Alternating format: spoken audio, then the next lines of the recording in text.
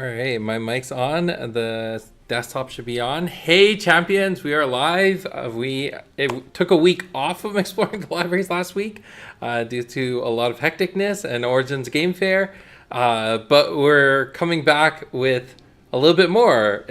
We got Joe with us. Hey, Joe, how's it going? Hey, Joe! Hello, hello.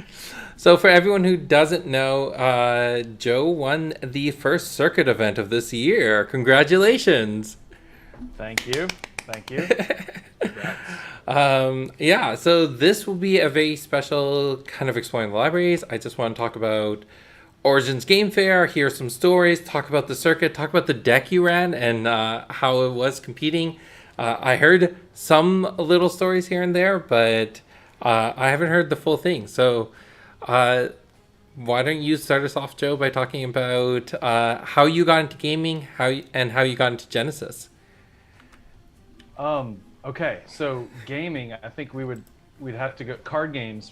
I'd have to go back to when I was really young. On the Gianoli side of things, the family played 500, which is it's a trick-taking game. It's like euchre, if you're familiar. But I remember I think I was like 7 or 8, and my dad sat me down and he walked me through playing that game. And you have to bid, so you have a partner. So there's this whole not only do you have to know what you're doing playing, but then you have to signal your partner, right? That was really intense. So I think it all started there. And then you fast forward a whole bunch of years, and with my boys, they were into Pokemon. Nice. So we did a lot of Pokemon, and as they got a little bit older, I followed them to other card games like that, and that's how we got here. We picked up Legend of the Five Rings, we did a little Magic, we did Pokemon, we did all that stuff, and play a little Flesh and Blood, and here we are at Genesis. I really, really like that. Well, it'd be awkward otherwise. You're like, it was a terrible game. Absolutely terrible. I won the circuit, but just terrible game. Well, it really grabbed me, the movement and the grid. It really grabbed me. It's this nice combination between card games and reading text and having abilities and effects and chess. Right? Yeah. It's good stuff. Yeah. So coming into the circuit, do you have a community you play with? I do. It's very informal. But my two boys, Connor and Quinn, we play, and then I've got a couple of buddies, Rick and Mike, and we play as well. So really preparing for the tournament the last month or so, it's been Rick and I and Connor really tweaking the deck and trying to get ready. Yeah. Nice. Yeah, like it's interesting to me because there's so many people who are like, oh, we don't have large play groups, so we're not going to be able to compete in the circuits or championship. It's like, no, it's about practice, it's about skill. Yep. Now I have to interject right there. I think Joe G had a really good start off with Genesis because I believe he came to a newbie night or one of those things. I had a really good sensei. Wait, is this another championship event winner that Will has trained? Is this the joke here that I'm missing? I'm part of the Will tree. I'm on there the you Will go. tree. See, there you go. I cannot confirm or deny anything. I can't take any credit for his deck list. He just listened very well. I will say Coliseum of Fate has made it much easier for me to test different things, which is the biggest thing, right? Because card pool, I've got mostly J2 thanks to Steve-O. I do have some older stuff, right? But it's hard to build a whole bunch of decks, but when I can just play with some friends online, it makes it a lot easier to test things out and understand what I should be doing. So Coliseum of Fate, keep doing that. Needs to keep going. That's awesome. Well, awesome Wasim, he's doing a really great job at kind of putting that out. He actually messaged me today to say that was it today or yesterday, he put out some new features, some smaller things. So always putting out more updates, making it much cleaner of a software. So I'm really excited for some of the things he has planned. Yep. So training on Coliseum of Fate, are you building, you have to be building decks that are with cards you own, or are you Yes. building the decks in Coliseum and then finding those cards out in the secondary market? No, I'm building with what I own, but the biggest benefit to me is to understand how other folks are doing it with some of the, alpha and the beta cards and the raise cards, right? That's the biggest thing for me. Nice. Yeah. Is there any? I gotta know. Is there any cards from the previous sets that were fundamental for your deck, like cards prior to J2? So, I've spent a lot of time with Angel of Retribution. Or I'm sorry, Dust Companion. Okay, Dust okay. Companion. Yeah. I got those mixed up. Yeah, a lot of time with Dust Companion. Some Aura Surge. You said you were playing with dedicated studies, but then you took them out for your son's deck, right? Yeah, dedicated studies went to Connor. Connor was playing the Angels and Stone Protector deck, Right. Nubia. So they went to Connor. Yeah, so I had to figure out how do I make this work within the constraints of the cards I have. Yeah. Right? Yeah. Wait, have we posted your deck list? I don't actually know what you played with. I thought you were playing Idris Blitz, right? No. Oh, what were It you was playing? Kun. Oh, I was Kun. okay. Nice. Nice. And I was running 4 Epiphany, 8 Bolt Shot, 6 Hurricane Sweep, 6 Gilded Stags, Sweet. 5 Elim, 8 Wind Slash, 8 Cabus, and 5 Shutdown. Yeah. Nice. How did you find the Hurricane Sweeps? That's been one of the cards that I always find it's just too pricey in a lot of games. Well. Yeah. Well. Let's Not talk Will. about Hurricane Sweep. Now, I don't think it's too pricey, not if you're Con. So I don't have Tsunami, right? Yeah. And I need AoE effects. So I tried for a while to make Zamber Dragon work. Because it's a dragon. Like, you gotta There's run an with expensive it, right? card. Yes. Yeah. 30% of my aura gone. Yeah. So yeah, that couldn't work. So compared to that, Hurricane Sweep is good. It did a lot of really good work for me. A lot of good work. Nice. Yeah, I remember. It's an area attack, right? You can't out and out of it. Right. If people were playing summons, try to come attack from the side. Plus Kun's ability to fly over top, and it's swift, right? Those are 3 things that Kun can just utilize really, really well. Yep.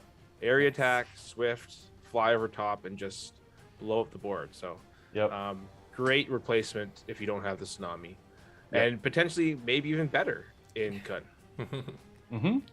I think so. 1 energy reduction instead of 2. It's good. It's good. I think that I surprised some people with it. I don't think people had seen it very often, so I think that helped a little bit as well. Same with Gilded Stag, right? Gilded Stag is really nice in Kun, right? It's only 1 energy reduction and 11 aura. And I can either do a big attack or I can do an AoE attack. Works out pretty nice. A lot of flexibility. Yeah. No, I really love the Gilded Stags. It's yeah. So Hurricane Sweep and Gilded Stag were 2 cards that since the beginning, since beta, I had that, or alpha, I had that idea in my head for summons with the 2 different attacks, or Hurricane Sweep is supposed to be based off of Ryu and Ken's Hurricane attack from Street Fighter. So it's how do I bring those into the game? And I'm happy that they're getting played because some of my other ideas didn't fare so well. Well, those worked out really well for me. So nice. Good job. Thank I don't know if you know the guy who designed the game or not, but you should tell him good job. Good job. I'm familiar with him. I've talked to him in passing. I like how you're the only one sporting a Genesis t-shirt. Oh, well, hey. He's the champion. He has to. Yeah. I wore them all last week. They need to be washed. Now, he said he had multiples of the same shirt.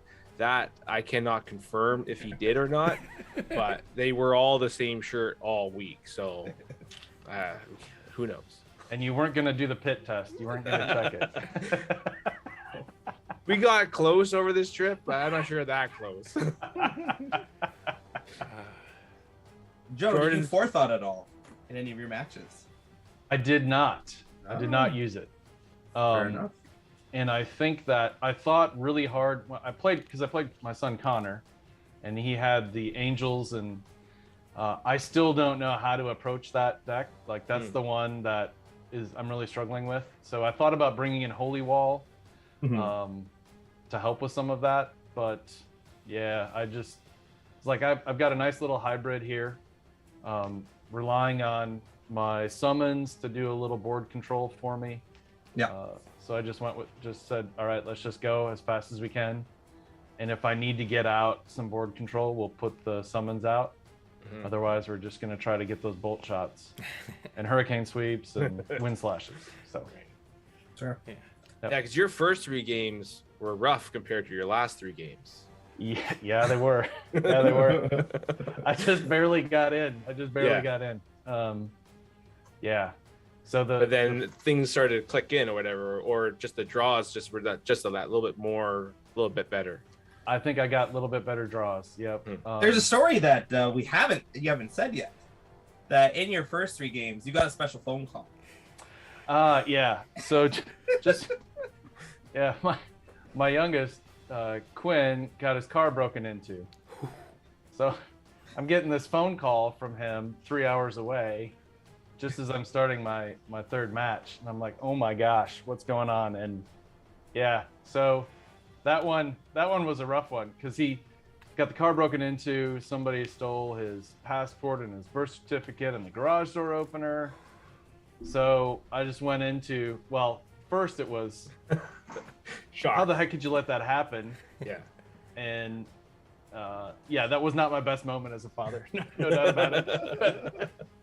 But then it was, all right, we got to file a police report, take the garage door off. It's like there's all kinds of stuff we had to do. So I was a little distracted, especially going into that 3rd match. I think it affected my play. But yeah, my opponent was so awesome.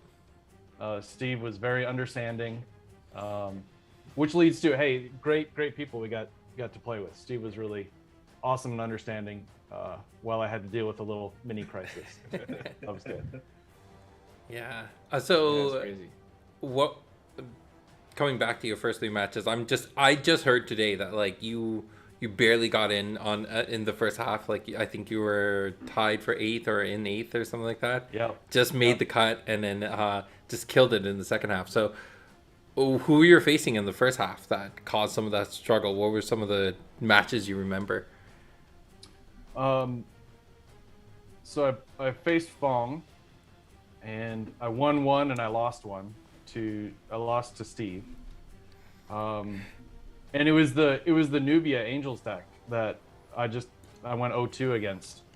Tried to go really fast. I just didn't get the draws I needed, and they get the stone protectors out, and then you start getting, whomped on by the Angel of Retribution, and it doesn't take very long. I pushed Connor. The second game I pushed him. We got really close. And with Fong and Steve, I got him down to 2 health at least once. And I got him really low the second time. I just didn't have the draws to get me over the top. Over the top, yeah. I think Alex and I were mentioning on the way home, that's sort of like, that is kind of the kicker with Epiphany, right? You set aside that 4 times 8, so that 32 chi to sort of hope that you have that all the time, right? And now that it's down to only 4, it's almost like, okay, well, are we sacrificing some chi there just to try to get some extra card advantage? Yep. And I mean, it definitely worked out for you in the top bracket, because when you faced in the mirror game, you definitely utilized you had the Epiphany. It worked really well there because you were able to get more resources than the other Kun. But yeah, Alex was sort of like breaking down, like, what is that 32 chi really worth? Is it worth the 4 draws, or could it be utilized just for something else, right? So yeah, and I really like card draw, just my style, right? When I look at Epiphany, it gives me exponentially greater card draw than once per round. So to me, it's so powerful. And it's balanced out by the randomness of it. Do I draw it? Do I burn through it with energy? What do I draw? Do I get 3 kabus off it or something? And it's not really consequential. So yeah. live by the sword, die by the sword, right? Well, so an interesting thing, like we talked about how on the low end you barely made the top 8, but on the top 3, on the top end, you defeated both players who went 3-0 in the bottom. Yeah. Wow. Yep. Yep. Yep. Talk about that. Who are those matchups against? So, the first one was Scott, I believe, and Yes. it's all a blur for me. But Fang Blitz. Fang, Yeah. Brooks. Wow. Brooks both Yep. shots. Yep. And a whole bunch of left hooks. Yep, a whole bunch of left hooks. And so I was really happy. My buddy Rick was like, look, Joe, you've got to have some summons in this deck. It can't just be all burn spells.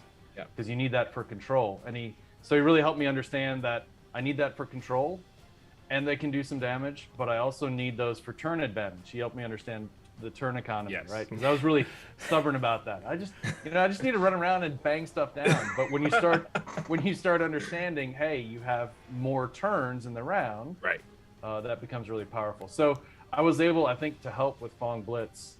Some of my creatures helped on the first match, and the second one, I think I just, heart of the cards there.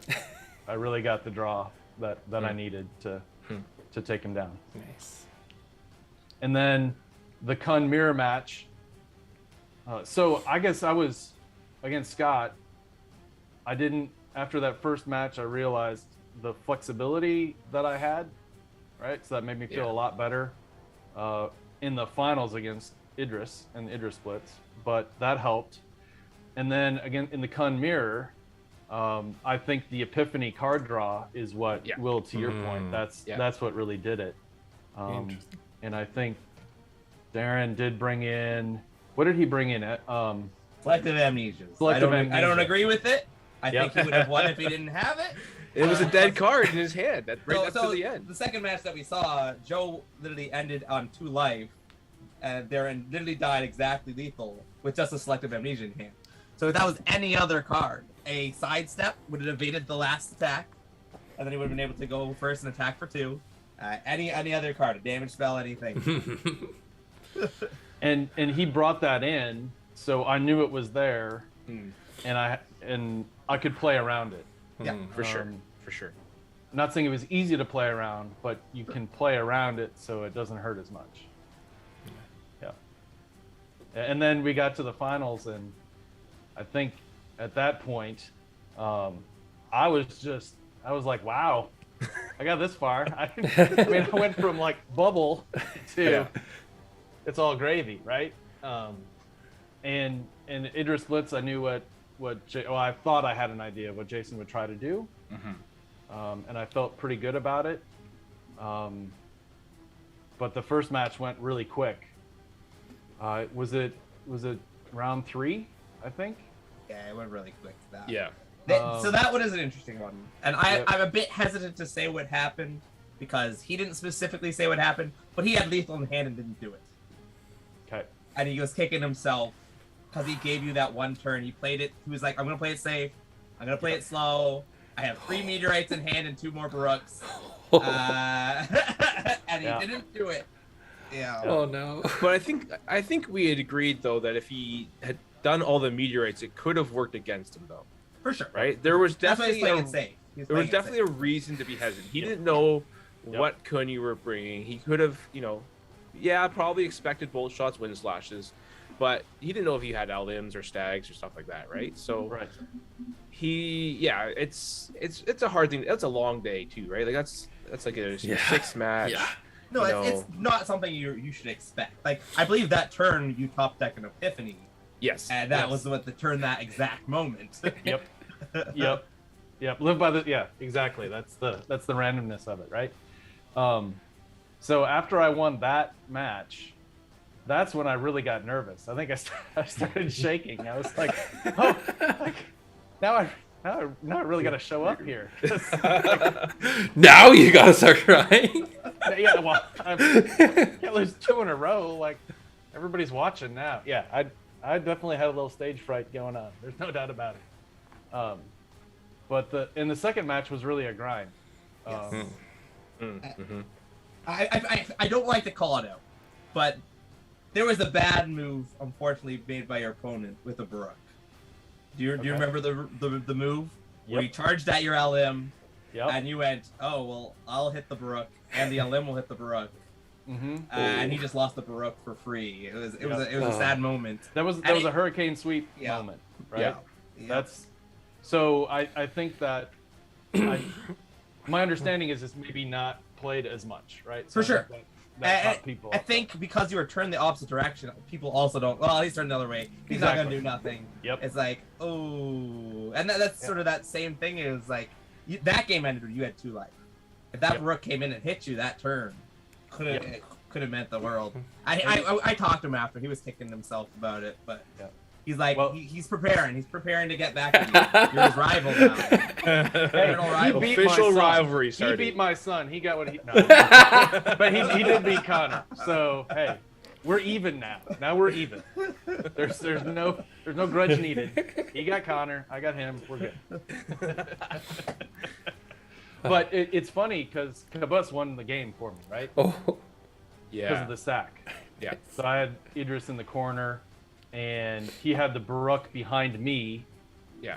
That was presenting lethal, and I was able to then do the swift attack from Cabus to get him.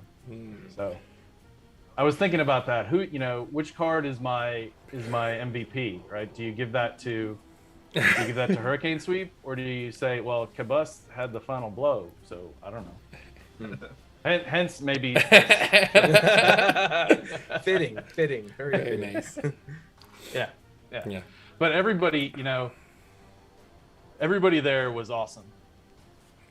Will, Alex, Joey, all the participants. Like, the community is just so great.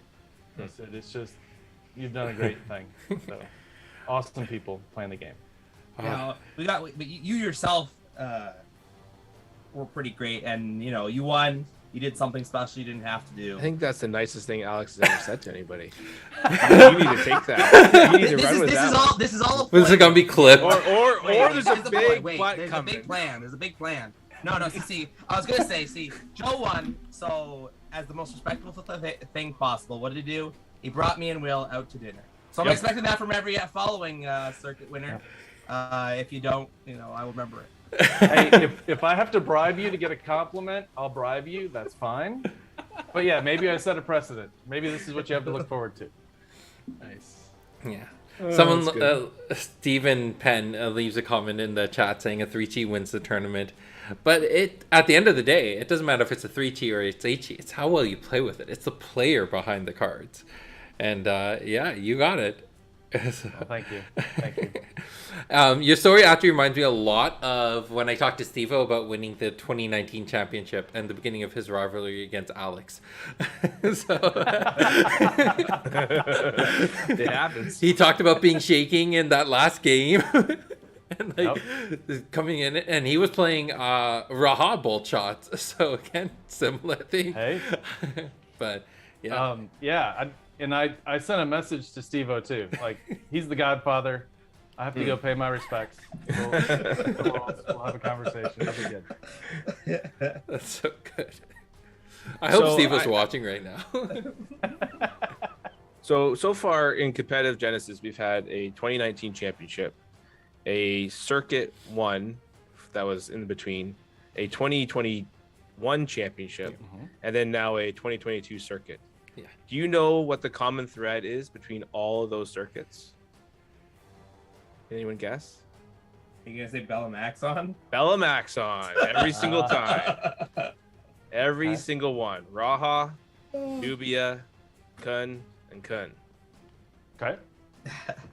There you go, folks. I'm happy you won, great. Joe, but I was rooting for the fangs of the world. We had 2 fangs. Oh yeah, we were both.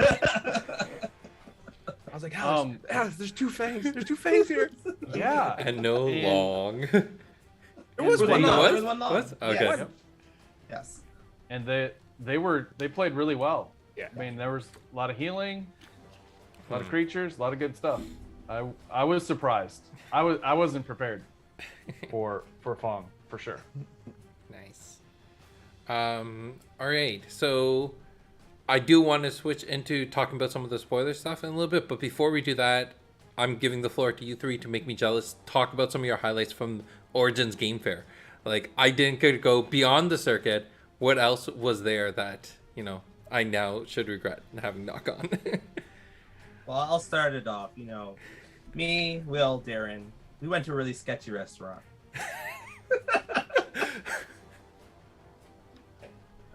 That's the story. That's it. Well, Darren was like, I really want to go to sushi, and there was a sushi restaurant right near the hotel, but it was a la That is carte. not a sushi restaurant. The a la carte one.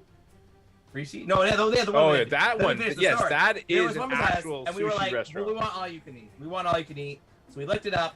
Well, there's one, but it's 20 minutes away, and was like, I will drive for the all you can eat. So we drive up to this.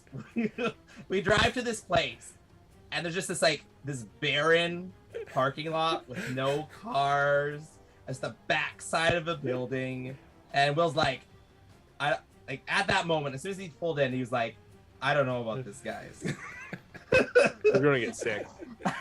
So then we pull around to the front. Now there's all of a sudden a bunch of cars in the front, which all of a sudden was a giant change. But still, Will's looking at this place and he's like, oh boy, I don't know about this. Just the words Supreme Buffet. What does that even mean? It's on the side of the road. I tried to turn around, but like, we're here. We're here. We're eating. We're eating. If we die, we die. I enjoyed it. Will tapped out only after 2 plates. It ended up being like an all-you-can-eat buffet with absolutely everything that could be imagined. Everything. Any food poisoning? Everything was good? I think we all survived. We all, yeah. I will say the worst don't part. need to get into details. Their sushi kind of sucks. So Here, okay? As a sushi restaurant, it didn't go so well. There wasn't really good sushi, but I felt like the rest of the food was good. Otherwise, just the great attendance. Demoing with lots of people. Yeah, it was a huge. A lot of people really were. They demoed it and then they got into it, right? And by the end of there, we had a couple people coming back daily to the booth to play some more games, or they were going to their LGS, and the LGS got some stuff set up there, and it really sort of a spark of a community starting in that area of Ohio. So that was really exciting. To talk about that, actually, I've talked to 2 LGSs from Ohio who came to the booth and just had an amazing experience. Loved it. Thank you again to everyone who was hosting both Will, Alex, Jordan, who I know is watching, and same with Joey, and Jordan's wife, Mrs. Skeleton. So many people, everyone who I talked to who came by the booth was blown away. I talked to 2 LGSs, and both of them are just like, yes, we are in on this. We're going to be, one of them is looking at hosting they're like, I already know 15 people who are going to get into this game. So they're already in. And the other one is like, I got 10 people I know are going to love this. So yeah, Ohio, I think we're going to get a few stores and kind of build things up from there. So thank you, everyone who killed it. And they're coming for you, Joe. Yeah. You're going to have competition. Hey, iron sharpens iron, right? So, but I will piggyback on that. I said, Alex, Will, Joey, Jordan, Angie, they were all amazing. Folks you had there were great. A lot of energy around there. And yeah, thank you for sending those folks there. And I'm in Indy, so make sure that you have good presence at Gen Con as well. Yeah. We forgot Darren. Darren was helping out at the booth a lot. Yep. Yes. Darren was there. Yep. So thank you, Darren. He was awesome too. Yeah. Awesome. Indianapolis, right? So Gen Con, right? Target number 1 is Joe. He's gonna be there. Do you think you're gonna be running the same deck, Joe? You're gonna spice it up, change it a bit? Yeah, I don't know. I think I do have to figure something out that's a little bit different. We got to keep everybody guessing, don't we? Yeah. You gotta bring out the Odara. Nobody will expect it. Well, there's a decent chance meta will change by then. What does that mean? Will Origins be legal? We'll see. Yes. The official announcement is that 2 weeks after we're done shipping, that Origins will be tournament legal. So we'll make the announcement once we've shipped everything, and then it's like, okay, 2 weeks from now, any circuit that's hosted after that date will be tournament legal. So get your stuff, open it, start building decks, practice, right? Good thing I was on that Kickstarter early. Yeah. If that is the case, if it does happen, that could be a wild tournament, because you have some people who may be like, let's just stick with what I know, stick with what has been working, but then who knows, maybe there's a lot of cards that go directly against that, right? In the next set. Or someone who goes full in on a crazy brand new build, maybe something that's just really strong and, didn't get caught through Future League, or puts the right, X, Y, and Z together, right? It could be a really interesting event. It'll be exciting because, right, 12 new heroes. Yeah. It'll be a completely different meta. It's going to be intense. All right. Yeah. So speaking about that, I want to kind of let people know what our plan is. So during Exploring the Library, starting up today and going for the next 3 weeks, we're going to be going over the 12 champions, so going by race. So we're going to be talking about the elves tonight. And then from there, we're going to be also spoiling some commons through there that I felt that needed a little bit more conversation from our perspective. And I definitely wanted to loop Joe and Will in for today's show, because one of the cards we're going to be spoiling tonight, Joe was supposed to spoil at Origins, but there was some technical complications. So that didn't get spoiled. So we're going to do a take two tonight as well. But I want to start it off by going back to the champions. So we're going to start with Iblis. So I know it's been a while since a lot of people have seen these champions. I threw it up on screen. I know you three have it in your Discord chat. Iblis, 26 health, 80 aura, 0 energy reduction forward. This is Bellum and Phage. Has heavy electric attack 3 and then damage resistance 1. All damage dealt to you is reduced by 1. So let's talk about that. Joe, you want to start us off with your opinions on this champion and how you feel it's going to change the game? So I'm going to answer that second, but the first thing that I thought of with the heavy electric attack is getting some electric synergy. And was it an alpha or there's an electric lizard, right? In Rays, right? It was Rays. So I'm thinking, is that Jalara? It is Thymos. No, I think it's Axon. Is it? No, Shock Lizard. Shock Lizard is It's gotta be Thymos. Thymos. Shock Lizard is Thymos, and the other Electric Origins Thuban. is the wild, wild west of elementals. Yes. Now this is the alternate art, right? Yes. This is a different art. That was actually something that Joey was like, make sure you emphasize this, and I totally didn't. So thank you, Will. This is the one done by Philip. So we saw the other one, which was I think done by Mario. Mario did the other one, and this one is the one done by Philip. So more of that action swinging the sword type of pose. But yeah. Now does this sword? It looks like there's something written on it. Is that important, or is that just detail? Zoom on in. Zoom on in. You might notice a few things. I can't zoom on Discord. 5 affiliations. I don't know how deep you want me to go into the lore and the art, but Iblis here is the religious leader of the elves. Oh, okay. Okay. Interesting. So Jeff's asking how many arts are there for these champions. Each champion's gonna have 2 arts, just like we've done in previous. There'll be some how much work he has ahead of him. There'll be some promos, but he has to chibify every single one. Single one. He said he was going to, and that's on him. That's his fault. So right. really, 26 health, Mm-hmm. and that automatic I'm blocking 1 damage. That's a really powerful hero. Yeah. Chi's really low, and there's no, or aura's really low, and there's no energy reduction. So, I just don't know how strong will Iblis be able to be swinging back? Which I'm sure we're gonna find out with some new phage cards, right? Yeah. Well, honestly, that's what a lot of people say. She confuses a lot of people.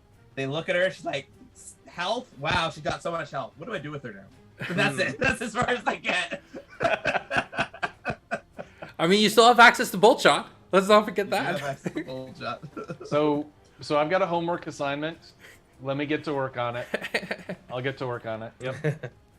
How do you feel with your deck? If you look at your full-on damage deck versus this champion, like let's say you sat down and all of a sudden every card is doing 1 less damage. Your bolt shots are 3, your hurricane sweeps are 2, your wind slashes are 1. Yep. Yeah. How does that is, to me, that's a big statement, right? Those are key, potentially key cards, but everything is reduced down because all damage doesn't matter if it's targeting or not targeting. Yeah. It changes the math. It's gonna make it much easier for me to deck out, right? Yeah. So I imagine that there will be some evasion that you want to use. That yeah, it might be tough to finish off. It's definitely a slugfest. Yeah. One thing that most people realize is she's going to decimate those decks that just run pure damage. But if you have a lot of summons to support you that can keep whacking her, that's going to be your key to taking her down. But then you got the fact. Oh, Carl is trying to enter this meeting room. I don't know which You Carl. should let him in. No. Let him in. No. I am blocking other people from coming into this meeting. That's it. We're closing this meeting. Lock meeting. There we go. Yeah, because, well, I mean, Alex and sort of myself a little bit, I sort of started dancing around with Fong using Sacred Grounds and looking at sort of what other damage reduction stuff do we have, right? If we're going to be having these people coming in with all damage all the time, right? What can we do to counteract that? So having that built in, and then maybe on top of, it's not out of the world to go too deep, right? Like if you have a 2 damage reduction now we're looking at, okay, this is just like Alex said, we're just grinding this game out. So that could really slow things down and really mess with some people's energy calculations, right? So and it's gonna make Khan a little weaker, right? Especially when then you talk about fatigue, right? That Iblis will have access to. So, the other thing is all health gain for her. It now becomes so intense because Angel's Embrace, it heals you base 4, but essentially it's healing you either 5 or 6, depending how many attacks they need to use to get through that. And the fact that she swings for 3, she can knock out Alims and other pretty common summons just by herself, right? And not needing to play anything extra. Now that being said, she does have a rival, not lore wise, game wise. Shun doesn't care. That's true. Life lost. Shun just starts draining and gets right through that damage resistance. But everyone needs counterplay, right? Yeah. Now, I will note that this is one of 2 champions, I believe, that Alex designed in this set. That's true. All of the original 12 and 10 of the new ones I designed, but now this is Alex, and I think, moving forward, we'll see more names on the champions than me. We already know Sid is getting one for Invasion, so... all right, cool. Anything last things we want to say before we move on to... I think next is Minot, right? Last thing I'll say is that it's just nice to see that green symbol lit up. Yeah. Took long enough, eh? Yes, sir. Those people at R&D. All right, let's talk about Minot. 24 health, 130 aura, 0 energy reduction, forward, Bellum Axon. So swift cast, you deal 2 water damage, and then action Ice Wall, 5 aura or 4 energy. Target spot in the arena is considered occupied this round. Now there is a change between this and what we showed on the Kickstarter page when we first revealed Minot to everyone. Because I think in the Kickstarter page she has an action cast, and now it got to a swift. Yes, she did, I believe. And that came about through testing and just understanding the card. And A small little typo. What? We never make typos on any of our cards, Sid. There A hasn't sick attack is just a new type of attack. People haven't Obviously. idea. type of attack, of course. It's a new damage type. It's gonna start showing up on all the cards. So sick. All right, Joe. Do you mind me putting you on the spotlight first, or do you want to? Okay, I would love to get your feedback. I have no problem sounding silly or like I don't know what I'm doing. It's not a problem. Well, I love the Bellum Axon blend there. That's good. Yeah. And Yeah, right. yeah, I like it. I like it. A lot of aura, good amount of health. I think Monot will be very Monot. I go with Minot. Monot. All right. I don't give it a solid answer to anything because that's how Genesis is. I don't want anybody to know how anything is properly said. Iblis is Iblis, though. I'm sticking with that. You mean Iblis? You mean Iblis? Iblis. Iblis? Yeah, Iblis. Idris? Idris? Manu, this slang. Well, and I just think, hey, there's got to be some water tribal stuff that we could do. We got a water attack here. Yeah. I don't know. Pillars, maybe? Other water things? Is there a brand? What can we do here? What can we do? Makara? I am interested in how people react to champion abilities that don't cost exert. And how quickly they burn out or how quickly they abuse those. Yes. I was Mm-hmm. definitely one. I mean, Rain, you could always keep discarding if you wanted to, I guess. But I was one in Future League who was very harsh and very critical of this card until I actually sat down and read it and realized that it wasn't an exert ability. Because I was like, if you're going to exert just to make one spot occupied for a round, that just seems kind of silly. But with it being multiple, that could be interesting because you could maybe block somebody in for a round. Or if you have a bunch of flyers, maybe you're trying to stop them from moving away, right? But again, I forgot to mention, but this is the artwork done by Philip. Who did the original piece? That one is Mikhail. Mikhail. Oh yes, that's right. But yeah, Philip. We love Philip. So a little lore for Minot. You'll notice with all these elves that we're seeing right now, she's the political leader. She is the highest ranking authority. But technically, all three of the elves we will see group together to create what is called the Triumvirate, which is the leading high authority of Anahata. Alex coming in with a lore. lore drop. I'm excited. We need more lore. We need to get that going. Yeah, we like the lore in this house. It's good. Nice. It's good. And the idea that any target spot you can cage in, you can block off, so you can really pin some people down. Yeah. Especially later on in the game, if you've got a win con, you can set up. Mm-hmm, Yeah. Mm-hmm. I remember using this on the lead. I remember using this to block someone because I had a feeling that they had a jump or a leap in hand, and being able to use that to block off those spots. I've enjoyed testing this card. It's definitely been one of the ones that just has a little bit more depth to it. It's not just a basic champion drop down and you can play with it. You gotta strategize a little bit more, and I like those ones that take a little bit more effort than the other Bellum Axon ones. Just saying. Yeah. Now, the biggest debate though is the other two is like how does she compare to those other ones? Do you think she has her own home, or do the other ones push her out? Is the question a lot of people ask. I mean, I've seen a lot of games where Nubia still has 30, 40 aura left, right? Mm. So that extra boost of health, right, for Minot, like 24, 130, like that's upwards with core. It's 25 and 120. And he's able to do a lot of things with that amount, right? And I mean, I'm going to say it's Axon, Bellum, yellow, blue. Like those colors are just loaded with good cards since day one. So. I think she'll run a better Tsunami deck than Nubia did. Sure. The water support. You get the water damage, which most people will be in range, but then on top of that, you can use Ice Wall to prevent evasion. Some of those deking out moves that depending on who you're facing against and what becomes meta relevant, it definitely becomes useful to lock people in before they can deke out, right? So, all right, got the last champion for the elves. This time I'm gonna remember the artist.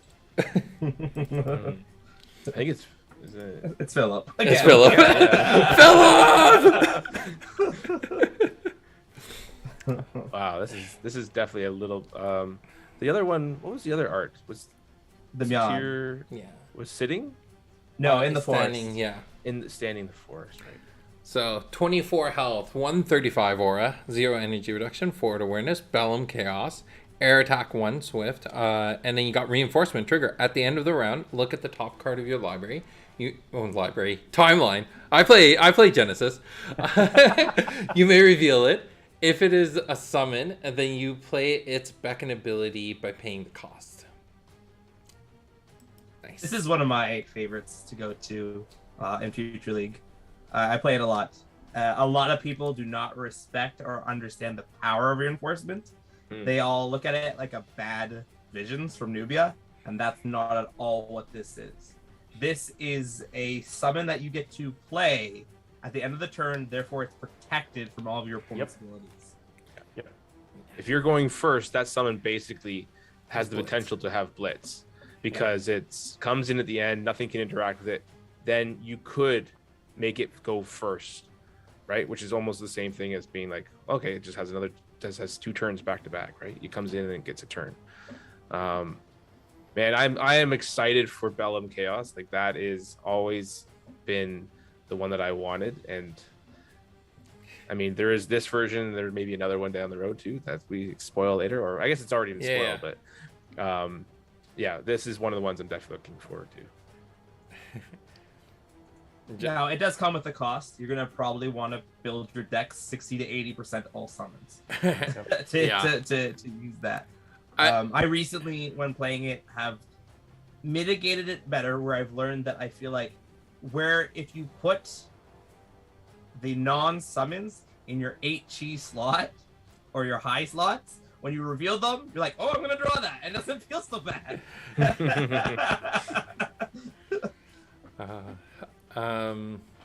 Joe, I don't think you dropped your thoughts here. No, I like this one. This is another homework project for me. I want to see what summons we could bring in and add here. Alex, I mean, it's almost like he works on the game or something, but he had it exactly right. I mean, it's like giving blitz to a summon. Yeah. Right? It's crazy. There's a lot of opportunity here. I like it. And 24 health. Yeah, it's important. That's good. I think important. Lore-wise, this is going to be really cool to find out about I think the Bellum Chaos thing. I'm excited about that one. That's fair. So let's do the lore drop. Lore drop. So Sutir, much like the other 2 leaders, is in charge of the military. However, she is kind of stuck in the past war of the elves and the demons. She still believes the demons are out there. All the other elves know they're gone. Now we might know of one in the south that might be alive, but you know, she sees demons in everywhere she looks. Is that the epitome of I see dead people? I see demons. It's going to be interesting exploring Bellum summons because, like Chaos summons, there's a lot of them, but Bellum isn't really well known for the summons, except for Gilded Stag and a Fire Cub. Who needs Bellum summons when we've got Chaos summons? We're dropping Desk Companions. We're dropping, I don't know, zombies. That's it. Whatever. And conversation ends. Did I mention Desk Companions? All right. All right. One more kind of. Yeah, we got 2 more actually tonight, right? So, where's the next one on my list? We're going with Right Hook. Right? Hook? Right? No, wrong hook. Very simple, but I thought it was good that we as a team kind of talk about that and the fact that we are essentially replacing Left Hook as a card. This is just strictly better because it is 3T, 3 energy, forward awareness, basic attack 1, but then it has the trigger for fatigue. It's all the exact same cost. This is... We've done these kind of replacements before, and the most classic example is going from Blink Charge to Temporal Relocation. But this one feels different. I'll touch on this. The short answer is fighters have been pushed back a bit because casters have been able to do techniques just as much as they've been able to. So because of energy reduction with the fatigue, a fighter's not going to be fatiguing so much. When they hit a caster, it's going to hurt them so much, making them not be able to put 12 bolt shots in a caster deck. And that's really the goal of fatigue here, is to keep those casters in line, do your spells, stop throwing fists. And if you are, do it, you're going to need to decide when the right time to do it. But what was I going to say? We say that the fighters got pushed back, but aren't the fighters just winning competitive right now? No, we don't know what you're talking about. Kun's a different special case. But Kun wasn't playing. Kun, we could say, was a hybrid build there. That's true. You can definitely say Joe was playing Kun hybrid. Yep. Because he had a healthy amount of summons. A smart person once said everyone should be playing hybrids. That's true. But I don't know who that smart person was. Wasn't me. The Silver Fox said that one, I think. I think Me? I think right hook is super powerful. I think fatigue is going to be a big deal. Interesting. And maybe that's because I've been playing Kun a little too much with the energy stuff. But yeah, I like right hook. Plus it's on the low end, right? So it helps you balance your deck. Yeah. You're gonna get a lot of value out of it, I think. Yeah. I think there's just that little something that was missing from Left Hook, because I feel like it should have been a card that was found as kind of a staple in a lot of decks, or just run a few of in a lot of decks, but it just never got touched at all. And I think right hook gives it that little spice that it needs, that it's like it could be a different kind of win condition, and it can hurt casters quite a bit. Yep. So all right, and then we got one last spoiler for today, which I'm going to... Let me just double check which one. I'm like, I don't want to spoil the wrong card. Wait, it's in chat. It should be the repeat, right? Joe's memorized this card. Don't worry. I think it's rope. Yep, I think it's the rope tornado, right? Oh, okay. Let me get that up on screen. Sure.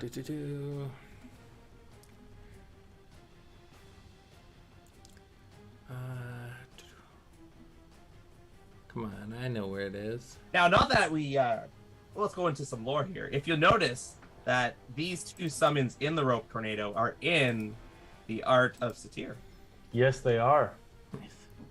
So, artwork, Dahlia.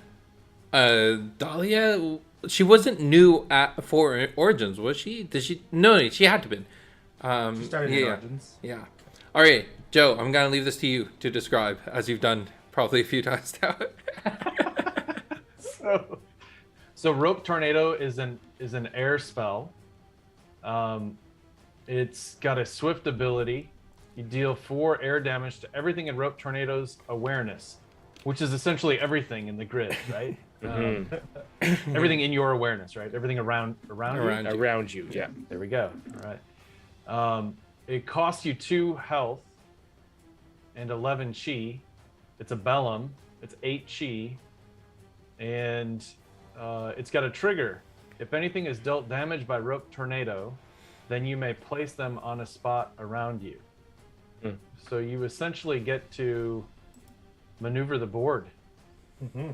Yeah. We designed this just for you, Joe. We heard you had a trouble with those angels and stone protectors. So when they come right in behind you, you get to take those out, move the angels about. There you go. Just go right in there, move everything, and bolt shot everything right in front of you. I like it. Maybe 1-2 punch. Maybe there's a synergy with is it quicksand? What's the old Yeah. version? Yep. Interesting. Yep. Get people stuck. I don't know. See, Joe's thinking. Joe's a couple deep. Yeah, he's going there. I don't know about that. I would say deep. Or talking about Satir, you got Rope Tornado and Inferno Pits. Yeah. Yep, I like that. I like that. And it's gorgeous art. I like it. Yeah.